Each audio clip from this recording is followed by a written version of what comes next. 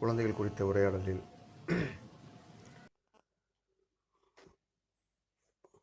John hold எனும் மதிப்பிற்குரிய குழந்தை என்கிற தலைப்பின் கீழ் நாம் எவ்வாறு குழந்தைகள் கற்கின்றனர் என்கிற புத்தகத்தை மையமாக வைத்து குழந்தைகள் தளத்தில் உரையாடி பார்க்கிறோம். எனக்கு தெரிந்து ஒரு குழந்தை பற்றிய கதையை உங்களுக்கு சொல்ல வேண்டும் என்று நினைக்கிறேன். அவர் தந்தை ஒரு உணவகம் நடத்துகிறார். அந்த குழந்தையின் தந்தை உணவகம் நடத்துகிறார்.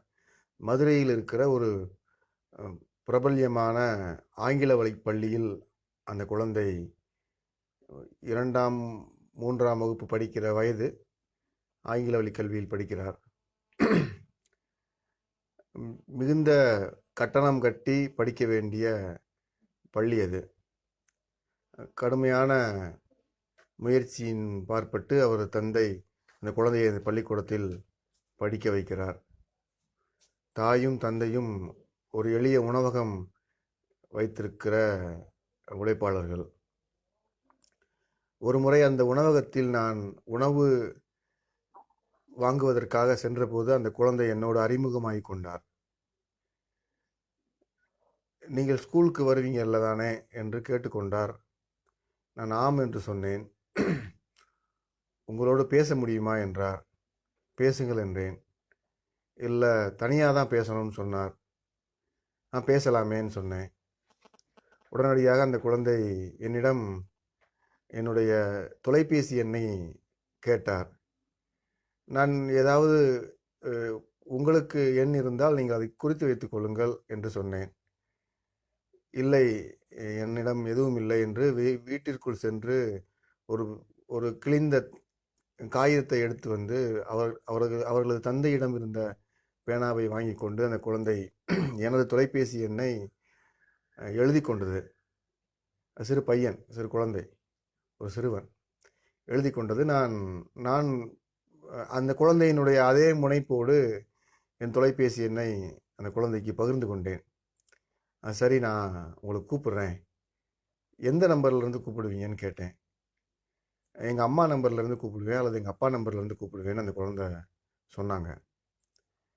இப்போ என்கிட்ட தனியாக பேசணும் அப்படின்னா உங்கள் அம்மா நம்பர்லேருந்தோ உங்கள் அப்பா நம்பர்லேருந்தோ கூப்பிட்டீங்கன்னா அது தனியாக பேசுகிறது ஆகாதே, அவங்களுக்கு தெரிஞ்சிருமேன்னு சொன்னேன். இல்லை, நான் ஃபோனை வாங்கிட்டு தனியாக வந்துடுவேன் அப்படின்னு சொன்னாங்க.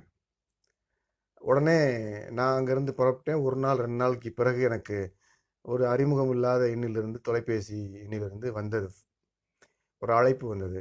அந்த அழைப்பு எடுத்த உடனே அந்த குழந்தை தன் பெயரை சொல்லி, என்னை ஞாபகம் இருக்கா அப்படின்னு கேட்டார். ஞாபகம் இருக்குது அப்படி சொன்னேன். ஆனாலும் அவருக்கு நம்ப முடியல. என்ன யாருன்னு சொல்லுங்கள் பார்ப்போம் அப்படின்னு சொன்னார். அப்போ நான் கொஞ்சம் விளையாடி பார்க்கலான்னு சொல்லி நான் வேற ஒரு பள்ளிக்கூடத்தினுடைய பேரை சொன்னேன். இல்லை, அது இல்லை, இன்னும் யோசித்து சொல்லுங்க அப்படின்னு சொல்லும்போது மறுபடியும் அந்த குழந்தை, நான் வேற ஒரு விடை சொல்கிறேன். அந்த குழந்தை மறுபடியும் அந்த விடையை ஏற்றுக்கொள்கிறதா இல்லை. இப்படி தன்னை அறிமுகப்படுத்தி கொள்றதில் அந்த குழந்தைக்கு ஒரு விளையாட்டு இருந்தது. உடனே அவங்க அம்மா கையில் போய், இவருக்கு என்னை யாருன்னு தெரியல, இந்த மாஸ்டருக்கு, நீ யாருன்னு சொல்லு அப்படின்னு அவங்க அம்மா கிட்ட ஃபோனை கொடுக்குறாரு. ஆனால் அவங்க அம்மா பேசலை, அவங்க அப்பா வாங்கி பேசினார். பேசின உடனே அந்த குழந்தை, இப்போ தெரியுதான்னு சொல்லுங்கள் அப்படின்னு சொன்னால், நான் தெரியுது, இப்போ தான் கண்டுபிடிக்க முடிஞ்சதுன்னு நான் சொன்னேன். அப்போ அந்த குழந்தை, இல்லை, நான் பேசணும்னு சொன்னேன் இல்லையா அவங்ககிட்ட, உங்களுக்கு ஞாபகம் இருக்கா அப்படின்னு மறுபடியும் கேட்டார். மறுபடியும் நான் பேசலாம் இப்போது அப்படின்னு சொன்னேன். இந்த உரையாடலில் அந்த குழந்தை ஒரு வழியாக தன்னை அறிமுகப்படுத்தி கொண்டு தன் உரையாடலை பேச துவங்கியது. அப்போ ஏன் நான் உங்கள்கிட்ட பேசுகிறேன்னு தெரியுமா அப்படின்னு கேட்டுச்சு. நான் தெரியலையே அப்படின்னு சொல்லி நான் சொன்னேன். ஏன்னா உங்களை எனக்கு ரொம்ப பிடிக்கும் அப்படின்னு சொல்லிச்சு. பிடிக்கும்னா எப்படி அப்படின்னு நான் கேட்டேன். பிடிக்கும்னா எப்படி? ஒரு பொருள், ஒரு கார் வச்சுருக்கோம் அப்படின்னா அந்த காரை பிடிக்கும்ல நமக்கு, அது மாதிரி பிடிக்கும் அப்படின்னு சொல்லுச்சு. கார்னா ரோட்டில் போகுமே அந்த காரா அப்படின்னு நான் கேட்டேன். இல்லை, வீட்டில் விளையாடுவோம்ல அந்த காரு அப்படின்னு அந்த குழந்தை சொன்னாங்க. நான் மறுபடியும் ஏன்டா அந்த மாதிரி கார் இல்லை, அதனால் எனக்கு பிடிக்கும்னா என்னன்னு தெரியலன்னு சொன்னேன். அந்த குழந்தை, நான் உங்கள்கிட்ட என்ன வேணாலும் ஃப்ரீயாக பேசலாம் அப்படின்னு சொல்லுச்சு. இந்த தன்மை இந்த தன்மையோட நான் அந்த உரையாடலினுடைய அர்த்தத்தை நான் ஒரு மாதிரி புரிஞ்சு கொண்டேன். என்ன வேணாலும் பேசலாம் என்பதற்குள்ள அந்த குழந்தை எதை எனக்கு உணர்த்துகிறது என்று என்று புரிந்து கொள்ள முடிந்தது. இதில் இந்த உரையாடல் இன்னும் முடியலை. அந்த குழந்தை தொடர்ந்து பேசுகிறாங்க. எனக்கு என்ன நிறைய தகவல் சொல்கிறாங்க. நான் பள்ளிக்கூடத்துக்கு போகணும், பள்ளிக்கூடத்தில் எனக்கு பக்கத்தில் இருக்கிற ஒரு புது பேக் வாங்கியிருக்கிறாரு, புது புது பேக்கில் புது பென்சில்லாம் இருந்தது, நானும் எங்கள் அப்பாட்ட சொல்லி அந்த பேக் மாதிரி ஒரு பேக் வேணும்னு சொல்லி கேட்டுக்கிட்டேன். இப்படி நிறைய தகவல். என்னை பொறுத்தவரை அது அந்த குழந்தை என்னுடைய வாழ்வியல் வேகத்தோடு அந்த குழந்தையினுடைய பேச்சு மதிப்புக்குரியதாகவோ பொருள் நிறைந்ததாகவோ பார்க்க முடியவில்லை. என்னுடைய வாழ்வியல் வேகம் வேறு மாதிரியான தளத்தில் இருந்தது. ஆனாலும் கூட அந்த குழந்தை தொடர்ந்து இந்த செய்திகளை சொல்லியது.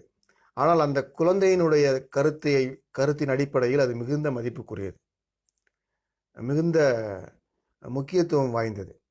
அந்த முக்கியத்துவத்திற்கு அந்த குழந்தை எடுக்கிற முயற்சியை நான் மிகுந்த மரியாதையோடு பார்க்கிறேன் என்ற அடிப்படையில் அந்த குழந்தையினுடைய பேச்சு முழுவதையும் ஒரு 20 நிமிடம் அந்த உரையாடல் நீண்டது.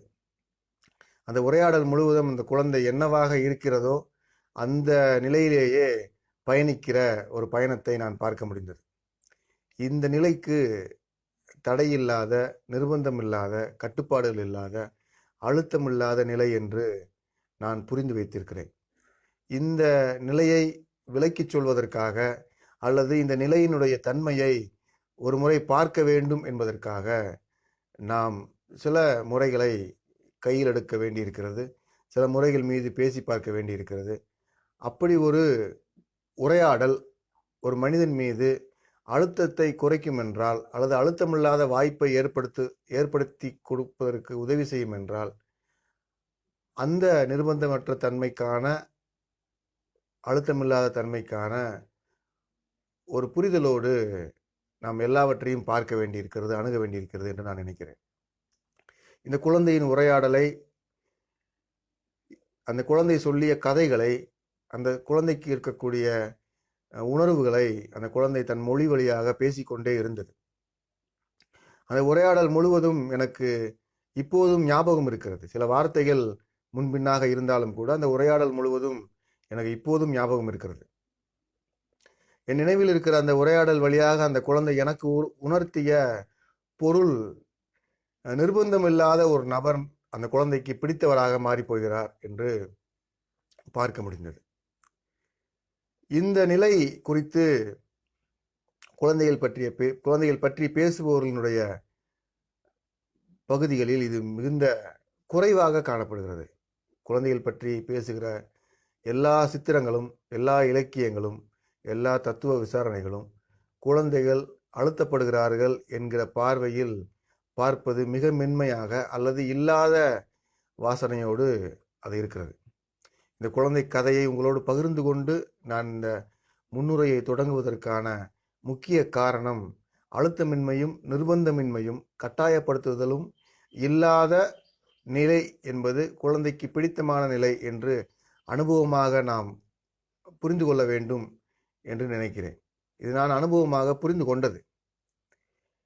இதை பெரியவர்கள் தளத்தில் பார்க்கிற போது இத்தகைய நிர்பந்தங்கள் பெரியவர்களுக்கு குழப்பமானதாகவும் சிக்கலானதாகவும் அழுத்தம் தருவதாகவும் இருக்கிறது.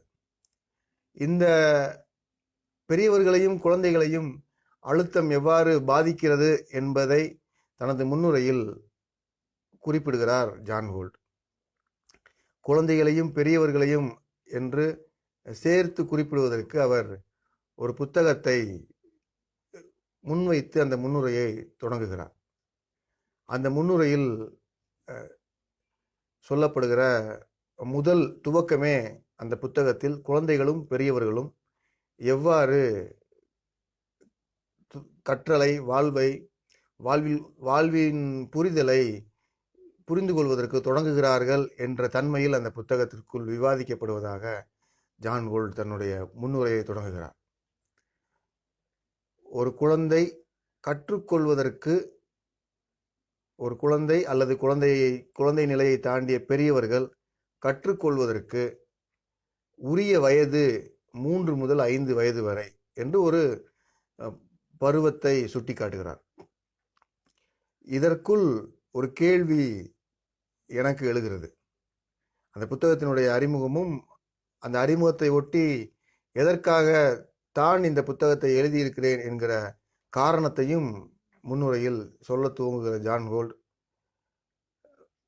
தனது முன்னுரையில் பெரியவர்களும் குழந்தைகளும் கற்றுக்கொள்வதற்கான பருவமாக 3 முதல் 5 வயது வரை இருக்கிறது என்று குறிப்பிட்டு, மேலும் இந்த கற்றலுக்கான செயல்பாடுகளை விவரித்து பேசுகிற எல்லா ஆய்வாளர்களும் கற்றுக்கொள்ளும் முறைகள் மீது விமர்சனங்களை வைக்கிறார்களே தவிர கற்றல் இந்த காலகட்டத்தில் நிகழ்கிறது என்பதை மறுக்கவில்லை என்ற தளத்தில் அந்த புத்தகத்தை அறிமுகம் செய்து உரையாடலை, முன்னுரையை தொடங்குகிறார்.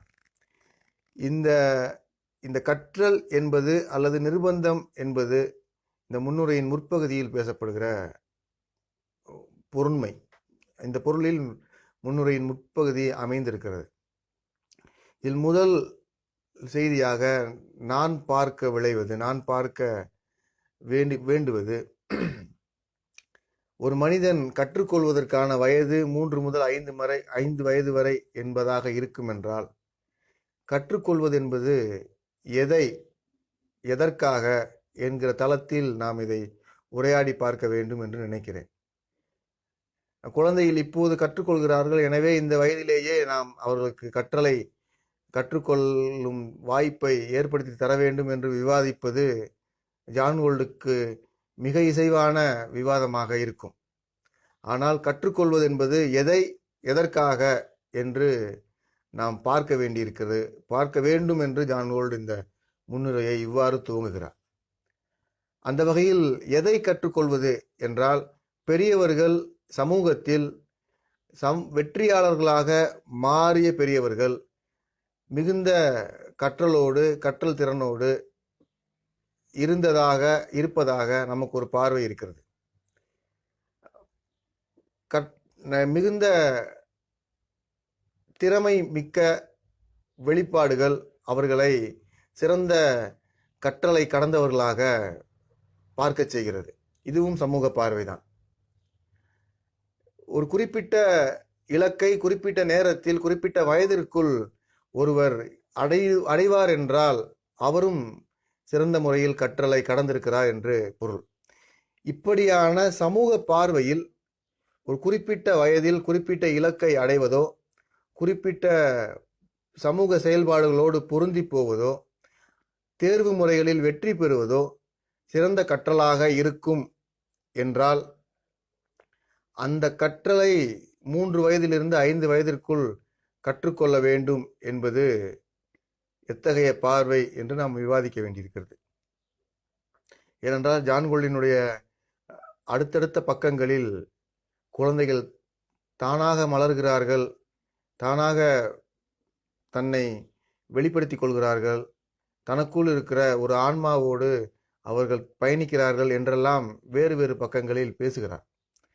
இந்த செய்திகளிலிருந்து பார்க்கிற போது, புத்தகத்தினுடைய நிறைய ஆய்வுகளிலிருந்து பார்க்கிற போது, குழந்தைகள் தனக்குள் வளர்ச்சி அடைகிறார்கள், அகமாற்றம் அடைகிறார்கள் என்ற ஒரு பெரிய நிஜம் குறித்து ஜான் கோல்டினுடைய உரையாடல் இருக்கிறது. ஆனாலும் ஜான் கோல்ட் 3 வயதிலிருந்து 5 வயதிற்குள் படிக்க முடிகிறது, கற்க முடிகிறது என்று ஒரு வாதத்தை முன்வைப்பதற்கான காரணம் என்ன என்று கேள்வியாகவே இருக்கிறது. இந்த வயதில் கற்றுக்கொள்வது என்பது எதை நோக்கிய கற்றல் என்று நாம் பார்க்க வேண்டியிருக்கிறது. நவீன ஆய்வு முறைகள் குழந்தைகளை இந்த வயதிலிருந்து இந்த வயதிற்குள் கற்பதற்கு புதிய புதிய ஆய்வுகளை செய்கிறார்கள் என்று சொன்னால், அந்த ஆய்வு பள்ளிக்கூடத்திற்குள் அவர்களை பொருத்துவது அல்லது சமூகத்திற்குள் அவர்களை பொருத்துவது குறுகிய காலத்தில் நிறைய நினைவாற்றலை பெருக்கிக் கொள்வது என்றெல்லாம் கூட பார்க்க வேண்டிய நிலையில் நாம் இருக்கிறோம். இத்தகைய சமூக பொருத்தத்திற்காக, சமூகத்தில் தன்னை இணைத்துக் கொள்வதற்காக கற்கும் முயற்சி 3 to 5 வயதிற்குள் துவங்குகிறது என்று ஜான் நோல்ட் சொல்கிறாரா? அத்தகைய சமூக பொருத்தத்திற்கு உரிய முயற்சியில் அழுத்தம் இருந்தாலும் அழுத்தம் இல்லாவிட்டாலும் என்ன நன்மை விளைய போகிறது என்று ஒரு விமர்சன பூர்வமாக இந்த உரையாடலை முன்னுரையிலிருந்து பேசி பார்க்க முடியும். இத்தகைய தன்மையோடு அந்த களம் இருக்கிறது. இந்த புத்தகத்தை வாசிக்கிற ஒவ்வொருவரும், இந்த புத்தகத்தின் மீது மதிப்புமிக்க ஒவ்வொருவரும் இந்த சமூகத்தோடு நாம் இணைவதற்காகத்தான் கற்க வேண்டுமா என்று நம்மை ஒரு முறை கேள்வி கேட்டு பார்க்க வேண்டியிருக்கிறது. சமூகத்தோடு இணைவதற்காக அழுத்தமில்லாத கல்வி, நிர்பந்தமில்லாத கல்வியைத்தான் மாண்டிசோரி அம்மையார் வரையறுத்து சொல்கிறார். இத்தகைய வரையறையின் உள்ளேதான் ஜான் கோல்டும் இருக்கிறாரா என்று நாம் பார்க்க வேண்டியிருக்கிறது. இத்தகைய வரையறைக்குள் மாண்டிசோரி அம்மையார் சொல்லி வைத்த வரையறையை போல் ஜான் கோல்டினுடைய வரையறையும் இருக்கும் என்றால், மாண்டிசோரி அம்மையாரை போல ஜான் கோல்டும் பள்ளிக்கூடத்திற்குள் இருக்கிற தேர்ச்சி விகிதத்தில் தன்னை சிக்க வைத்துக் கொள்வார் என்று எனக்கு தோன்றுகிறது. ஆனால் இப்படியான தன்மையில் ஜான் கோல்டு இருப்பதாக மட்டும் என்னால் புரிந்து கொள்ள முடியவில்லை. ஜான் கோல்டினுடைய பூலோக பின்னணி, அவர் வாழ்ந்த நாட்டினுடைய சமூக அறிவுசார் பின்னணி என்று ஒன்று இருக்கிறது.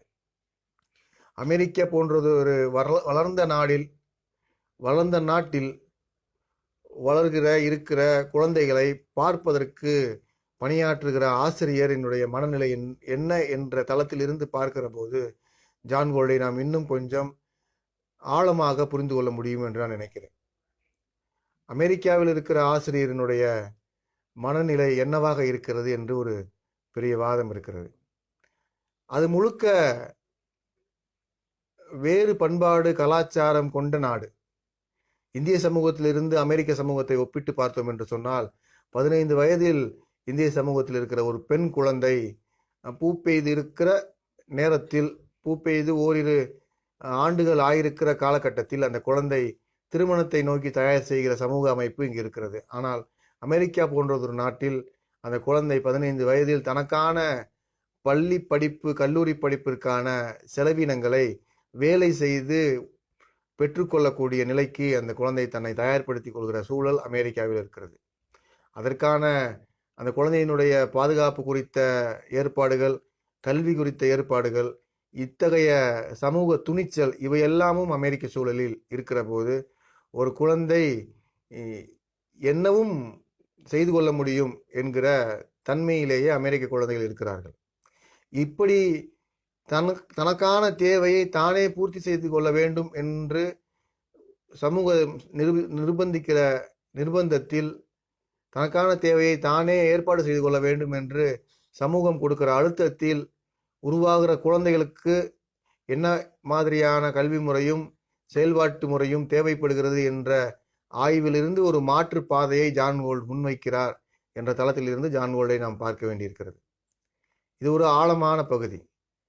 இத்தகைய இந்த அமெரிக்காவில் இருக்கிற ஒரு 15 வயது 14 வயது இளம் பெண், ஒரு இளைஞர் பள்ளி படிப்பை, பல்கலைக்கழகத்தில் உள்ள படிப்பை தொடர்வதற்கு தனியாக நின்று வேலை பார்த்து பணம் சம்பாதித்து அதன் மூலமாக கற்க வேண்டும் என்று, சுயசார்பாக பயணிக்க வேண்டும் என்று முடிவு செய்கிற முடிவின் அடிப்படையில் ஒரு சமூகம் இருக்கிறது, அமெரிக்க சமூகம்.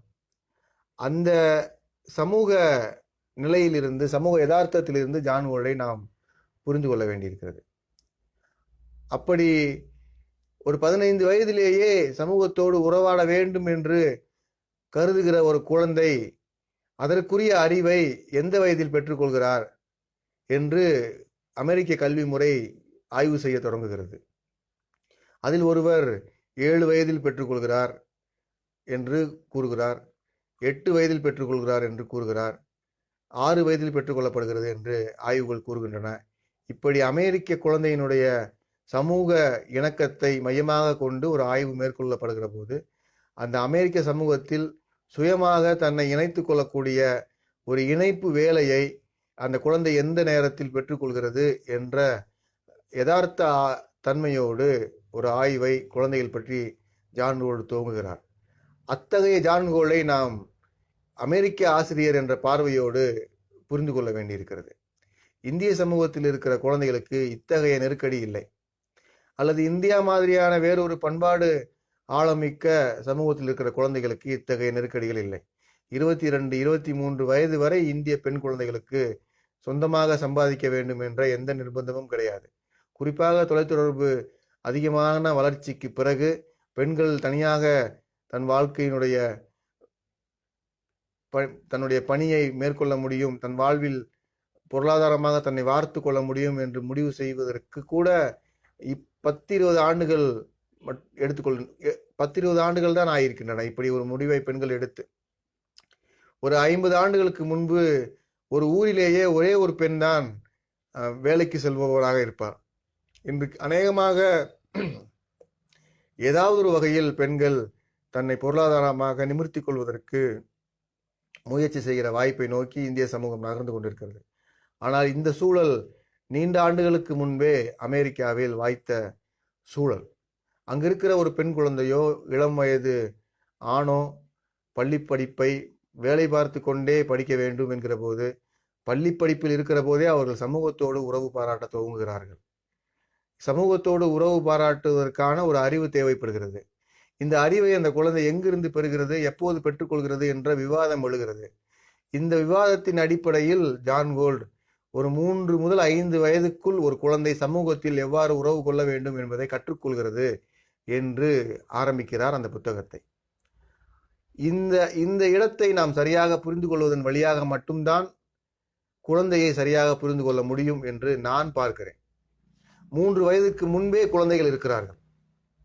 3 வயதுக்கு முன்பு தாயின் கருவில் உண்டாகிற காலத்தில் இருந்தே குழந்தையினுடைய உளவியல் தீர்மானிக்கப்படுகிறது என்று மருத்துவ உளவியல் பகுப்பாய்வு ஆவணங்கள் குறிப்பிடுகின்றன.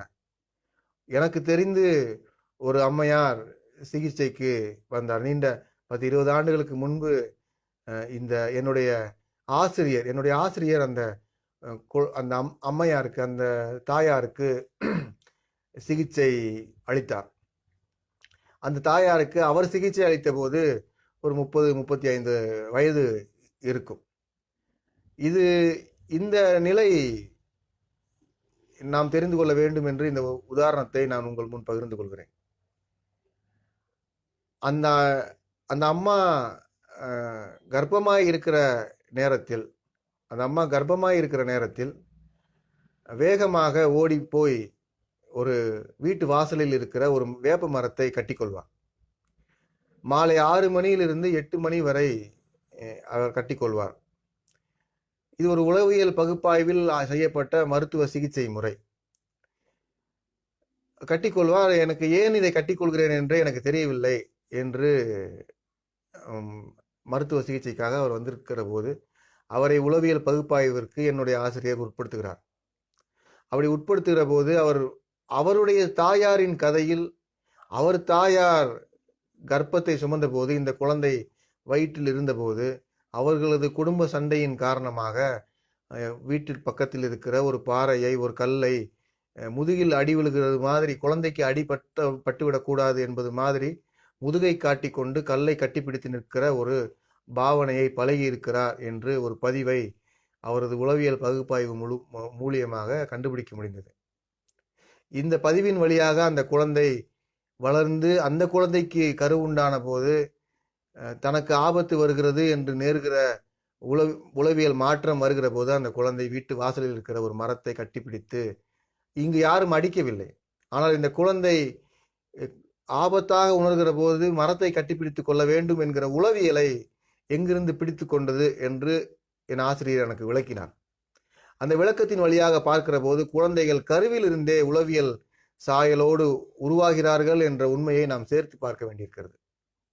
ஆக சமூகத்தோடு உறவாடுவதற்கான அறிவை குழந்தைகள் எப்போது பெற்றுக்கொள்கிறார்கள் என்றால், அமெரிக்க சமூகத்தில் அது 3-5 வயதாக இருப்பது ஒரு புறம், இந்திய சமூகத்தில் அது இன்னும் காலதாமதமாக இருக்கிறது. இந்த உளவியல் கதையில் ஆழமாக பார்க்கிற போது இந்த உளவியல் கதையில் தனக்கு ஆபத்து ஏற்படுகிற போது மரத்தை கட்டிக்கொள்ள வேண்டும் என்கிற மனநிலை அந்த குழந்தைக்கு எப்படி வந்தது என்று அவர்களுக்கு தெரியவில்லை. இது என் ஆசிரியர்களுடைய உளவியல் பகுப்பாய்வின் வழியாக கண்டுபிடிக்க முடிந்தது. ஒருவேளை இது பிற்போக்கு தனங்களின் காரணமாக அவர்களுக்கு வேப்ப இலை மந்திரித்திருந்தாலும் கூட இந்திய சமூகத்தில் ஆச்சரியமில்லை. இப்படியான ஒரு உளவியல் பகுப்பாய்விற்கு தன்னை உட்படுத்தி கொள்ள தயங்குகிற சமூகமாகவும் இது இருக்கிறது. ஆனால் உளவியல் என்பது அந்த குழந்தை தன் தாயின் வயிற்றில் இருக்கிற போது ஏற்பட்ட அனுபவம் ஒரு 30 ஆண்டுகளுக்கு பிறகு 35 ஆண்டுகளுக்கு பிறகு தன் தாயின் வயிற்றில் இருக்கிறோம் என்று தெரியாத நேரத்தில் கூட அது பதிவாகி இருக்கிற உளவியலாக இருக்கிறது. ரொம்ப பின்னால 35 வருஷம் கழிச்சு தனக்கு மகப்பேறு காலம் இருக்கிற போது அந்த குழந்தை, கருவில் இருந்த குழந்தை தன் பாதுகாப்பு குறித்து மரத்தை கட்டி கொள்கிற உளவியல் தன்மையோடு இந்த ஒரு குழந்தை எங்கிருந்து சமூகத்தை படிக்கிறார்கள் என்பதை பார்க்க வேண்டும் என்று நான் விரும்புகிறேன். ஆனால் ஜான் ஹோல் அவ்வாறு பார்ப்பதற்கான இடைவெளியை சமூகத்தோடு உறவாடுகிற தளத்திலிருந்து துவங்குகிறார். 15 வயது அமெரிக்க குழந்தை, மேற்கத்திய குழந்தை சமூகத்தோடு உறவாடுவதற்காக 15 வயதில் தன் பள்ளியை விட்டு அல்லது பள்ளியில் இருந்து கொண்டே வெளி உலகத்தோடு உறவாடுகிறது, பொருளாதாரத்தை ஈட்டுகிறது, செலவு செய்கிறது, ஒரு வணிகத்தை உருவாக்குகிறது, பரிவர்த்தனையை பராமரிக்கிறது. இத்தனையும் அது நிகழ்த்தி கொண்டே இருப்பதற்கான தயாரிப்பு 3 முதல் 5 வயதிற்குள் ஏற்படும் என்ற தளத்திலிருந்து இந்த முன்னுரையை ஜான் ஹோல் துவங்குகிறார். இந்த தன்மையோடு இருக்கிற முன்னுரையை நீங்கள் இந்திய சமூகத்தில் இருக்கிற ஒரு குழந்தையோடு பொருத்தி பார்ப்பது போதுமானதல்ல. இந்திய சமூகம் வைத்திருக்கிற குழந்தையினுடைய மன வயது என்பது வேறு விதமாக இருக்கிறது. இந்திய சமூகத்தில் இருக்கிற குழந்தை தன்னை நிர்பந்தம் இல்லாத தளத்தில் ஒருவர் உரையாடுகிறார் என்பது இந்திய சமூகத்தில் இருக்கிற குழந்தைக்கு பிடித்தமானதாக இருக்கிறது. பிடிக்கும் என்று சொல்லும் தைரியமே இந்திய சமூக குழந்தைகளுக்கு தனக்கு நெருக்கமாக இல்லாத நிலையில் இந்த குழந்தைகள் இருக்கின்றார்கள். ஒன்று பிடிக்கும் பிடிக்காது என்று இந்திய சமூகத்தில் இருக்கிற குழந்தைகள் அவ்வளவு எளிதாக சொல்லிவிட முடியாது. ஆனால் அமெரிக்க சமூகத்தில் பிடிக்காத ஒன்றை செய்வதற்கு அந்த சமூகம் அவர்களுக்கு தனிப்பட்ட முறையில் எந்த நெருக்கடியையும் தருவதில்லை. பொருளாதாரத்தில் அவர்கள் நெருக்கப்படுவார்கள், நிர்பந்திக்கப்படுவார்கள். ஆனால் தனிப்பட்ட வாழ்வில், உணர்வு நிலையில் அவர்களுக்கான நெருக்கடிகளும் நிர்பந்தங்களும் இந்திய சமூகத்தை ஒப்பிடுகிற அளவில் அது குறைவானது. அத்தகைய குழந்தைகளுக்கு ஆசிரியராக இருக்கிற ஒரு ஆசிரியராக ஜான் ஹோல்டை புரிந்து கொண்டு நாம் முன்னுரையை துவங்க வேண்டியிருக்கிறது. அப்படி சமூக உறவை பராமரிப்பதற்கான ஞானத்தை, புரிதலை அந்த குழந்தை தனது 3 முதல் 5 வயதில் துவங்குகிறது என்ற தன்மையோடு நாம் இந்த முன்னுரையை பார்க்க வேண்டியிருக்கிறது. ஆக அந்த முன்னுரைக்குள் அவர் 3 முதல் 5 வயதில் சமூக உறவை தொடங்குகிற ஒரு குழந்தைக்கு 3க்கு முன்பாக ஒரு வாழ்க்கை இருக்கிறது. அந்த 3க்கு முன்பாக இருக்கிற வாழ்க்கையில் அந்த குழந்தை என்னவாக இருக்கிறது? பிறந்ததிலிருந்து 6 மாதம், 1 வருடம், 1.5 வயது, 2 வயது, 3வது வயதில் சமூகத்தை பார்க்கிற ஒரு மனநிலையில் இருக்கிற குழந்தை இந்த 3 ஆண்டு காலம் அல்லது தாயின் கருவறையில் இருந்த ஓராண்டு காலத்தையும் சேர்த்து கொண்டு ஒரு 4 ஆண்டு காலம் அந்த குழந்தை இயல்பான ஒரு குழந்தையாக இருக்கிறது. இயல்பான ஒரு குழந்தை என்பது இருத்தலுக்கு நெருக்கமாக, இயற்கைக்கு நெருக்கமாக, சமுதாயத்தில் இருக்கக்கூடிய ஏற்ற இறக்கங்களை பார்த்து பிரித்தறியாத வெகுளித்தனத்தோடு இருக்கிற ஒரு குழந்தையாக அந்த 4 ஆண்டு குழந்தை, முதல் 3 கூட்டல் 1, இந்த 4 ஆண்டுகளில் அந்த குழந்தையினுடைய உளவியலில் இருந்து ஒரு குழந்தையினுடைய உண்மையான தளத்தை கண்டுபிடிக்க முடியும் என்கிற தன்மையோடு நாம் குழந்தைகளை படிக்க வேண்டும். இதே எல்லை இந்திய சமூகத்தில் 4 வயது என்பது 8 வயதாக இருக்கிறது. இதே நிலை ஒரு குழந்தை அமெரிக்காவில் 3 வயதுக்கு முன்னால் குழந்தையாக இருக்கிற யதார்த்தம் இந்திய சமூகத்தில் ஒரு 7 வயது வரை ஒரு குழந்தையாகவே இருக்கிறது. அந்த குழந்தை 7 வயதிற்கு பிறகு இதை ஆய்வுக்குட்படுத்த வேண்டும் என்று சொன்னால் உடனடியாக நாம் அமெரிக்காவில் இருக்கிற ஒரு பரிசோதனை கூடத்திற்கு சென்று எல்லா குழந்தைகளையும் ஒன்றாக உட்கார வைத்து வட்டமாக படங்களை போட்டு காமித்து இப்படி நாம் அதில் பரபரப்பாவதற்கு ஒன்றுமில்லை. புறச்சூழலில் அமெரிக்க குழந்தை என்னவாக இருக்கிறது, இந்திய குழந்தை என்னவாக இருக்கிறது, அமெரிக்க குழந்தையினுடைய கல்வி நிர்பந்தம் என்ன, இந்திய குழந்தையினுடைய கல்வி தேவை என்ன என்கிற ஒரு நிதானமான நிலையிலேயே நாம் இதை பார்க்க வேண்டும் என்று நான் நினைக்கிறேன். உடனடியாக ஆய்வை செய்து கொண்டு இல்லை இல்லை கதிரவன் சொல்வது அப்படியான ஆய்வுக்கு உட்படவில்லை, அது பற்றி எனக்கு எந்த யோசனையும் இல்லை. ஒரு குழந்தையை நான் எவ்வாறு பார்க்கிறேன், ஜான் கோல்டு எவ்வாறு பார்க்கிறார் என்று புரிந்து கொள்வதற்காக நாம் இதை பேசிக் கொண்டிருக்கிறோம். அந்த வகையில் ஒரு குழந்தையினுடைய, அமெரிக்க குழந்தையினுடைய சமூகம் பற்றி கவலை கொள்ளாத வயது 3, இந்திய குழந்தையின் சமூகம் பற்றி கவலை கொள்ளாத வயது 7, 7ஓ 8ஓ இருக்கிறது. அப்போ சமூகம் பற்றி கவலை கொள்ளாத ஒரு நிலையைத்தான் குழந்தை நிலை என்று நாம் புரிந்து கொள்ள வேண்டும். இந்த குழந்தை நிலையினுடைய தன்மையை கெட்டு போகாமல் மீட்டெடுப்பதற்கான ஒரு கல்வி முறையை அமெரிக்க கல்வி முறையில் செய்து பார்க்க முடியுமா என்கிற கோணத்தில் இந்த 3 வயதுக்கு முன்னால் இருக்கிற குழந்தையை மீண்டும் மீட்டெடுக்க முடியுமா என்கிற நல்ல ஆர்வத்தில் ஜான் கோல்ட் தனது ஆய்வை துவங்குவதாக நான் பார்க்கிறேன். இத்தகைய நுட்பமான செய்திகளோடு நாம் ஜான் கோல்டினுடைய பள்ளி குழந்தைகள் பற்றிய உரையாடலை நாம் பார்க்க வேண்டியிருக்கிறது என்று நான் கருதுகிறேன். ஒரு குழந்தை 4 வயதில் இந்த சமூகத்தோடு உறவாட வேண்டும் என்று நிர்பந்திக்கப்படுகிற அவலத்தை போல் வேறொன்றும் இருக்க முடியாது. ஒரு குழந்தை 3 வயதிற்குள் சமூகத்தோடு உறவாட வேண்டும் என்று தலைக்கு மேல் கத்தி தொங்குகிற அபாயம் வேறென்ன? 3 வயது முதல் 4 வயது 5 வயதிற்குள் ஒரு குழந்தை சமூகத்தை படிக்கப் போகிறது என்று ஒரு ஆய்வு சொல்கிறது என்றால் அது அந்த சமூக அவமானமாக நான் பார்க்கிறேன். ஒரு சமூகத்தில் இயங்க வேண்டும் என்று ஒரு குழந்தைக்கான பரபரப்பு 3 வயதிலேயே ஏற்படுத்துகிறீர்கள் என்று சொன்னால் இந்த சமூகத்தை என்ன செய்வது என்று எனக்கு வேதனையாக இருக்கிறது. அப்படி ஒரு சமூகம் ஒரு குழந்தையை என்ன செய்துவிட முடியும்? இப்படி ஒரு பரபரப்பை உண்டாக்குகிற சமூகம் குழந்தைகள் மீது என்ன பரிவை காட்டிவிட முடியும் என்றெல்லாம் வேறு தளத்தில் இந்த கேள்விகளை உருவாக்கி பேச வேண்டும் என்று நினைக்கிறேன். அதற்கான களம் இதுவல்ல. ஆனால் 3 வயதுக்கு முன்பு ஒரு குழந்தை இளமையாக, அறியாமையாக, வெகுளியாக, எதை பார்த்தும் ஆச்சரியப்படக்கூடிய, எதன் மீதும் கருத்துக்கள் இல்லாமல் நகரக்கூடிய ஒரு தன்மையோடு, ஒரு உயிரியல் தன்மையோடு, இயற்கையியல் தன்மையோடு இருக்கிற ஒரு குழந்தை தனத்தை, அந்த குழந்தையினுடைய தரத்தை சேதமாகாமல் மீட்டெடுப்பதற்கு நாம் என்ன செய்ய முடியும் என்று ஜான் கோல்ட் துவங்குவதாக நான் புரிந்து கொள்கிறேன். இப்படியான குழந்தைகளுடைய இந்திய வரம்பு 8 வயது அல்லது 7 வயது. வினோபா என்றொரு அறிஞர் இந்திய சமூகத்தில் காந்தியை பின்தொடர்ந்து காந்திய சிந்தனையில் நம்பிக்கை உள்ளவராக இருந்த ஒரு அறிஞர்.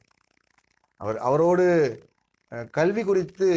அவருடைய கல்வி குறித்து அவர் சேர்த்து வைத்திருக்கிற ஆவணங்களை படித்து பார்க்கிற போது ஒரு குழந்தை 5 வயதில், 6 வயதில், 7 வயதில் கற்றுக்கொள்ள முடியும் என்று சொன்னால் அந்த குழந்தைக்கு 18 வயது ஆகிற போது 12ஆம் வகுப்பு வரை என்னென்ன தேவைப்படுகிறதோ அத்தனையும் கற்றுக்கொடுங்கள் என்று அவர் பரிந்துரைக்கிறார். 5ஆம் வகுப்பில் அந்த குழந்தைக்கு 10-11 வயது ஆகப் போகிறது. 5ஆம் வகுப்பு போகும்போது ஒரு 11 வயது வரை அந்த குழந்தை என்னவாக வேண்டுமென்னாலும் இருக்கட்டும், என்ன விரும்புகிறதோ செய்யட்டும். அதற்கு பிறகு 5ஆம் வகுப்பு படிக்கிற வயது வரும்போது அந்த குழந்தைக்கு 5 வகுப்பிற்குரிய மொத்த பாடத்தையும் சிறிது சிறிதாக நீங்கள் உரையாடுவீர்கள் என்று சொன்னால் அந்த குழந்தை 10வது வயதில் என்ன வேண்டுமோ அதை கற்றுக்கொள்ளப் போகிறது என்று ஒரு பரிந்துரையை தன் கல்வி முறையில் அவர் முன்வைக்கிறார். இந்த கல்வி முறையின் நோக்கம் இந்திய சமூகத்தில் இருக்கிற ஒரு குழந்தையாகவே இருப்பதற்கு நாம் என்ன செய்வது என்று வினோபாவினுடைய சிந்தனையிலிருந்து வந்தது. வினோபாவை நாம் அப்படி புரிந்து கொள்ள வேண்டும். ஒரு குழந்தையாகவே இருப்பதற்கு என்ன செய்ய வேண்டும் என்றுதான் ஜெய கிருஷ்ணமூர்த்தி பேசுகிறார். ஒரு குழந்தையாகவே இருக்க வேண்டும் என்பதை பற்றி தான் அரவிந்தர் பேசுகிறார். கல்வி குறித்து பேசக்கூடிய எல்லா அக்கறையாளர்களும் ஒரு குழந்தையாகவே இருக்க வேண்டும் என்பதிலிருந்துதான் அந்த கல்வி முறை செயல்பட வேண்டும் என்று பார்க்கிறார்கள், விரும்புகிறார்கள், நம்பிக்கை கொள்கிறார்கள். இந்த விருப்பத்தின் அடிப்படையிலேயே ஜான் கோல்டினுடைய கல்வி சிந்தனையும் இருக்கிறது என்பதால் ஜான் கோல்டு சமூகத்தோடு குழந்தை எப்போது உறவு கொள்வதற்கு தயாராகிறது என்ற விவாதத்திலிருந்து இந்த முன்னுரையை துவங்குவதாக நான் பார்க்கிறேன். ஒரு குழந்தையாக இருக்கிற 3 வயதுக்கு முற்பட்ட பகுதி அறியாமையாய் இருக்கிற பகுதி, வெகுளியாய் இருக்கிற பகுதி, எதை கண்டும் சிரிக்கிற ஒரு பகுதி அந்த குழந்தைக்குள் ஒளிந்திருக்கிறது. இந்த குழந்தைத்தனத்தை சேதமில்லாமல் மீட்டெடுக்கக்கூடிய கல்வி முறை என்னவாக இருக்கிறது என்று அந்த புத்தகம் முழுவதும் பயணிக்கிறார் என்று நான் ஜான் கோல்டை பார்க்கிறேன். இதற்கு இந்த குழந்தைத்தன்மையை மீட்டெடுப்பதற்கு ஜான் கோல்டினுடைய பணி என்னவாக இருக்கிறது என்று முன்னுரையில் தொடர்ந்து அவர் விவாதிக்கிறார். நாமும் தொடர்ந்து பேசுவோம்.